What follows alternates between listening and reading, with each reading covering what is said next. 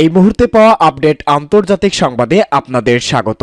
শুরুতেই শিরোনাম, এরপরেই থাকবে বিস্তারিত।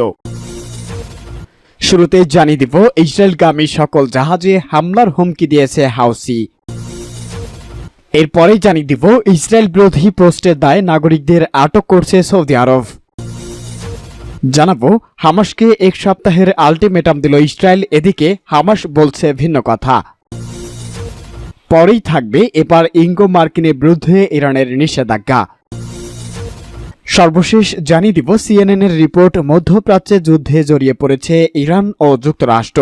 শুনছিলেন শিরোনাম, এখন বিস্তারিত। তবে তার আগে ভিডিওটিতে একটি লাইক ও কমেন্টস করে এই সংবাদ সম্পর্কে আপনার মূল্যবান মতামত জানিয়ে দিন কোন স্থান থেকে আমাদের সংবাদ শুনছেন ও দেখছেন। চ্যানেলটি সাবস্ক্রাইব করুন সবার আগে সত্য ও নির্ভরযোগ্য সংবাদ শুনুন। ইসরায়েলগামী সকল জাহাজে হামলার হুমকি হাউসিদের। ইসরায়েলগামী সকল জাহাজে হামলার হুমকি দিয়েছে ইয়েমেনের ইরান সমর্থিত বিদ্রোহী গোষ্ঠী হাউসি। দলটির সামরিক মুখপাত্র ইয়াহিয়া সারি এক টেলিভিশনের বক্তৃতায় ঘোষণা দিয়েছে। আল জাজিরার খবরে বলা হয়েছে, দক্ষিণ গাজা শহর রাফায় ইসরায়েলি বাহিনীর স্থল অভিযানের ঘোষণা আসতেই পাল্টা হুমকি দিয়েছে হাউসি সম্প্রদায়। দলটির সামরিক মুখপাত্র ইয়াহিয়া সারি এক টেলিভিশন বক্তৃতায় বলেছে, ভূমধ্য সাগর দিয়ে ইসরায়েল বন্দরের দিকে যাওয়া যে কোনো জাহাজ আমাদের লক্ষ্যবস্তুতে পরিণতি হবে। সম্প্রচারের পর থেকেই এই ঘোষণা কার্যকর হবে, আর আমাদের অস্ত্রগুলো যে কোনো অঞ্চলে হামলা চালাতে সক্ষম। তিনি আরও বলেছেন, স্থায়ী যুদ্ধবিরতিতে পৌঁছাতে না পারাটাও ইসরায়েলগামী জাহাজগুলোতে হামলা চালানোর আরেকটি কারণ। গাজায় ইসরায়েলি বাহিনী আগ্রাসন বন্ধ না করা পর্যন্ত ও গাজা উপত্যকায় ফিলিস্তিনি জনগণের উপর অবরোধ প্রত্যাহার না হওয়া পর্যন্ত আমাদের হামলা অব্যাহত থাকবে, ক্রমেই আরও বাড়তে থাকবে। ইসরায়েল বিরোধী পোস্টের দায়ে নাগরিকদের আটক করছে সৌদি। সোশ্যাল মিডিয়ায় ইসরায়েল বিরোধী পোস্টের দায়ে নাগরিকদের আটক করেছে সৌদি আরব। মধ্যপ্রাচ্য ভিত্তিক নিউজ সাইট মিডল ইস্ট আইয়ের এক প্রতিবেদনে এই তথ্য জানানো হয়েছে। প্রতিবেদনে বলা হয়েছে, চলমান গাজা যুদ্ধের জন্য ইসরায়েলের সমালোচনাকারী নাগরিকদের ক্র্যাকডাউন শুরু করেছে সৌদি আরব। ব্লুমবার্গের এক প্রতিবেদনে এই তথ্য জানানো হয়েছে। একই সাথে বলা হয়েছে, মার্কিন কর্মকর্তারা জানিয়েছে, সম্প্রতি সৌদি ইসরায়েল সম্পর্ক স্বাভাবিকরণের জন্য আলোচনা চলছে। নাম প্রকাশে অনুচ্ছিক কূটনৈতিক সূত্রের উদ্ধৃত দিয়ে প্রতিবেদনে বলা হয়েছে, আটকদের মধ্যে একজন নির্বাহী সদস্য রয়েছে। তিনি সৌদি ক্রাউন প্রিন্স মোহাম্মদ বিন সালমানের নেতৃত্বে ফ্ল্যাগশিপ অর্থনৈতিক প্রকল্প ভিশন 2030-এর সাথে জড়িত একটি কোম্পানিতে কর্মরত রয়েছে। এ বিষয়ে জ্ঞাত একটি ব্লুমবার্গকে বলেছে, এই ব্যক্তিকে চলমান ইসরায়েল গাজা সংঘর্ষের বিষয়ে মতামত প্রকাশের অভিযোগে গ্রেপ্তার করা হয়েছে। বন্দীদের মধ্যে আরেকজন হল এক মিডিয়া ব্যক্তিত্ব। তিনি ব্লুমবার্গকে বলেছিল, ইসরায়েলকে কখনোই ক্ষমা করা উচিত নয়। আরেক বন্দী হলেন ওই ব্যক্তি যিনি সৌদিতে মার্কিন ফাস্ট ফুড রেস্তোরাঁকে বয়কটের আহ্বান জানিয়েছিলেন। হামাসকে মাত্র এক সপ্তাহের আলটিমেটাম দিল ইসরায়েল। জিম্মি বিনিময় চুক্তিতে সম্মত হয়েছে ফিলিস্তিনের গাজা উপত্যকায়। হামাস সরকারকে 7 দিনের সময় বেঁধে দিয়েছে দখলদার ইসরায়েল। এই সময়ের মধ্যে চুক্তি না করলে গাজার রাফাতে হামলা চালানো হবে বলে হুমকি দিয়েছে তেল আবিব। প্রভাবশালী মার্কিন সংবাদ মাধ্যম ওয়াল স্ট্রিট জার্নাল এক প্রতিবেদনে একথা জানিয়েছে। মধ্যপ্রাচ্যের কসাই খ্যাত ইসরায়েলি প্রধানমন্ত্রী বেনিয়ামিন নেতানিয়াহুর সরকার কবে এই আলটিমেটাম দিয়েছে সেটি স্পষ্ট করেননি সংবাদ মাধ্যমটি। তবে প্রতিবেদনে এক মিশরীয় কর্মকর্তা বক্তব্যে উল্লেখ করা হয়েছে। প্রতিবেদনে আরও বলা হয়েছে, বিদেশে অবস্থানরত হামাসের নেতাদের হাতে চুক্তির প্রস্তাব তুলে দেওয়া হয়েছে, যেটি তৈরি করেছে মিশর। গাজায় অবস্থানরত হামাসের প্রভাবশালী নেতা ইয়াহিয়া সিনওয়ার এখনও এই প্রস্তাবের বিষয়ে কোনো মন্তব্য করেননি। তার কাছে নতুন প্রস্তাবটি পৌঁছেছে কিনা সে বিষয়টিও স্পষ্ট নয়। ইসরায়েলের দেওয়া চুক্তি প্রস্তাবে বলা হয়েছে, প্রথম ধাপে গাজায় 40 দিন যুদ্ধ বন্ধ থাকবে। এ সময়ের মধ্যে 33 ইসরায়েলি জিম্মিকে মুক্তি দিতে হবে। একই সময় ফিলিস্তিনি জিম্মিদের মুক্তি দেবে ইসরায়েল। দ্বিতীয় ধাপে অন্তত 6 সপ্তাহ যুদ্ধ বন্ধ থাকবে। এই সময়ের মধ্যে দুই পক্ষই জিম্মিদের মুক্তি দেবে। এছাড়াও দুই পক্ষ রাজি থাকলে যুদ্ধবিরতির মেয়াদ পরবর্তীতে বাড়ানো হবে। তবে মিশর ও ইসরায়েলের তৈরি এই চুক্তি প্রত্যাখ্যান করার বদলে হামাস নতুন প্রস্তাব দিতে পারে বলে জানিয়েছে ওয়াল স্ট্রিট জার্নাল। এর আগে গেল বছরের অক্টোবর মাসের 7 তারিখে ইসরায়েল এই দশকের সবচেয়ে বড় সামরিক অভিযান চালিয়েছে গাজার হামাস সরকার। এর পরপরই গাজায় বিমান হামলা ও স্থল হামলা শুরু করেছে ইসরায়েল। ইসরায়েলি আগ্রাসনে এ পর্যন্ত 35,000-এর বেশি ফিলিস্তিনি নিহত হয়েছেন, যাদের অধিকাংশই নারী ও শিশু।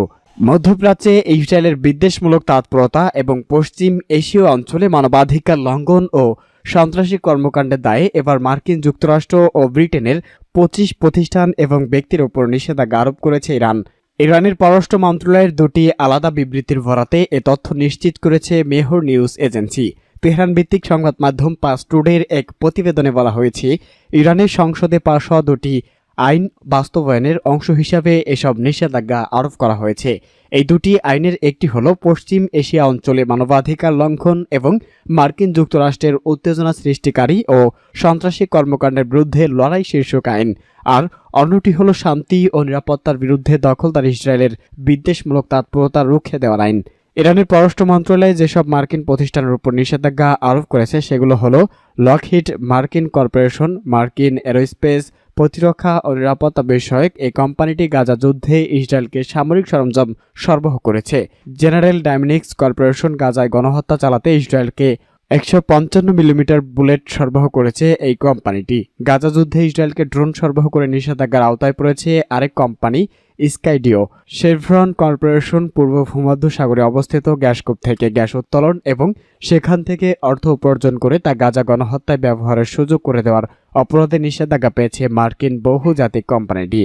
গাজার হামাস সরকার ও আরেক স্বাধীনতাকামী সংগঠন ইসলামী জিহাদকে ক্রিপ্টো কারেন্সি লেনদেনে বাধা দেওয়ার অপরাধে মার্কিন কোম্পানি খাড়ানো এই নিষেধাজ্ঞার আওতায় পড়েছে। এদিকে গাজা গণহত্যাকে সমর্থন ও ইসরায়েলকে সহযোগিতার দায়ে একাধিক মার্কিন নাগরিকের উপর নিষেধাজ্ঞা আরোপ করেছে তেহরান। তারা হলেন যুক্তরাষ্ট্রের সাবেক প্রেসিডেন্ট ডোনাল্ড ট্রাম্পের সিনিয়র উপদেষ্টা জেমস।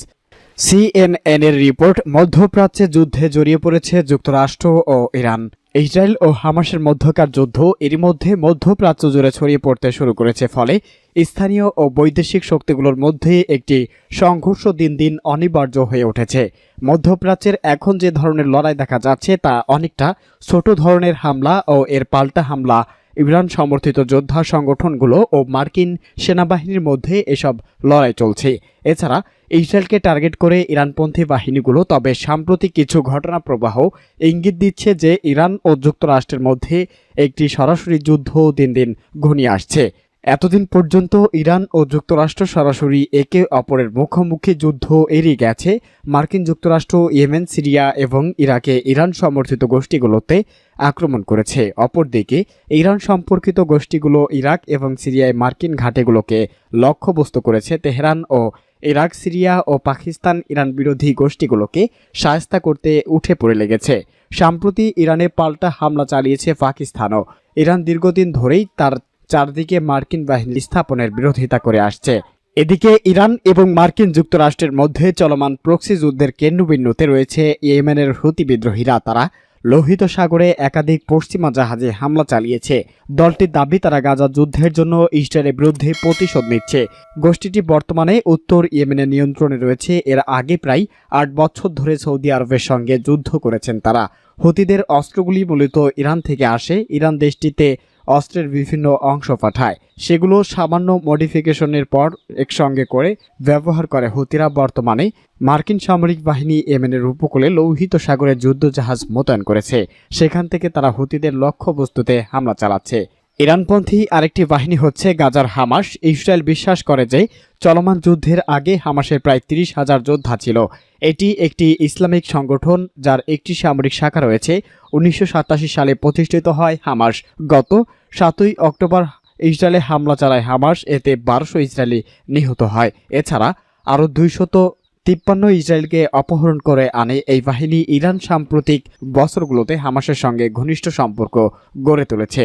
সাধারণত তেহরানের অন্যান্য মিত্ররা শিয়া মতাদর্শে বিশ্বাস করে, তবে হামাস একটি সুন্নি